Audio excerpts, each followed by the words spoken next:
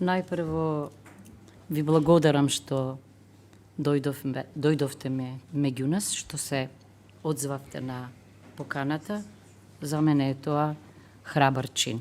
Јас нема да глумам Карла Понте овде, нема да бидам јавна обвинителка, но бидејќи се промовира право на вовет, само да кажам, да не беа шепкачите одвнатре, да не беа медиумите кои ми заличеа дека како да се соочуваме со Watergate, тоа е многу важно, да не беа пациентите и да не беа нивните роднини, формулата ќе беше како до сега, односно ќе си тераше по старо. Тоа е мојот заклучок. До вас. Прво, кога се нафаќа човек да биде министер, особено во едно толку важно Министерство за здравство, а има помалку од половина од мандатот кој што е доволен, многу тешко може тоа што имал намера да го реализира, Само да кажам зошто го велам ова. Во другите парламенти, министрите одат со плановите и програмите пред матичните комисии и кажуваат што ќе направат во текот на мандатот. Може и ние ќе воспоставиме ваква практика еден ден. Моето прво прашање е: да, сте побарале оставка или сте го разрешиле медицинскиот директор, но не сте го сториле истото со економскиот директор. А имам впечаток дека тие делувале како сијамски близнаци, за жал. Значи, ме интересира што мислите за институцијата економски директор и зошто не сте побарале и од него да поднесе оставка. Второ, бидејќи ние само можеме овде да разговараме за политички импликации, за стореното или нестореното, мене многу ме интересира вашиот однос со премиерот.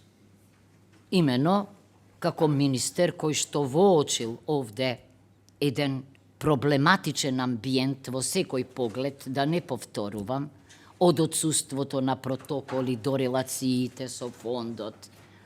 Грижата, дали тоа го предочивте пред владата, односно дали го предочивте до премиерот господинот Ковачевски, особено затоа што е крајно невообичаено во една таква институција, замислете да нема стручен колегиум.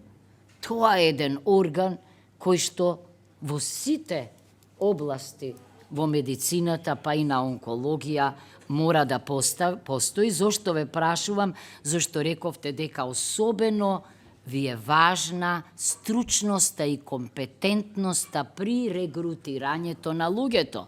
Дали стручност и компетентност воочивте и кај економскиот директор и што сторивте за ваков стручен колегиум час поскоро да се формира? Рековте дека имало иницијатива, сте поднели иницијатива, тоа ме интересира. Што сакам уште нешто да ве прашам? Велите дека, откако сте покренале некои иницијативи или сте информирале дека е неодржлива состојбата, дека почнал атак врз вас, односно дека се појавиле иницијативи нели против вас. Мене ме интересира, може ли вашите наоди во онкологија да биле една од причините за отстранување на алтернатива од владата со оглед на она што се случувало, бидејќи ова не може да се именува како скандал, преблаго е, ова е трагедија. Трагедија во која правото на живот како врвно право е загрозено. Само на ова да се надоврзам, помнам како го свртевте вниманието на јавноста кон клиниката Жан Митрев, Ама ме интересира зашто не бевте толку ревносен и кон онкологија, кон јавноста, туку требаше преку лицата што ги споменав да се запознаеме со целата оваа ситуација.